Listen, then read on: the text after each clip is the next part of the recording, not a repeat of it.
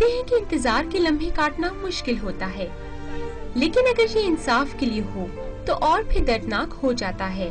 ऐसा ही कुछ हाल 47 साला कैसर जमशेद का हुआ। PIA की मुलाजमत से बरतरफ किए जाने के बाद परेशानियों ने इनको कुछ इस तरह घेरा कि वो फिर संभल ही न पाए। झूठा मुकदमा बनाकर निकाल दिया गया था। इस वजह से मैंने बहुत ज्यादा ज़हनी तौर पर वो टेंशन ली, परेशानी ली, जिससे वो मेरी जो है ना ये दोनों आंखों की बनाई चली गई।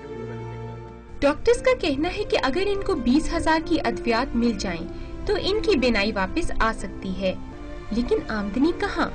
सारा दिन वो तपती गर्मी में बैठे रहते हैं। जेहलम के रिहायशी कैसर की 2 बेटियां हैं और ये अपने खानदान के वाहिद कफील हैं। कैसर का कहना है कि इस अरसे में कई हुकूमती ओहदेदारान ने इनको नौकरी पर बहाली की यकीन दहानी करवाई, लेकिन सब बेसूद रहा।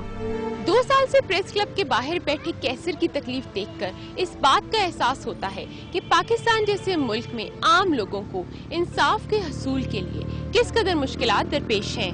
कैमरामैन नदीम खान के साथ अनीसा इलियास, डॉन न्यूज़, इस्लामाबाद।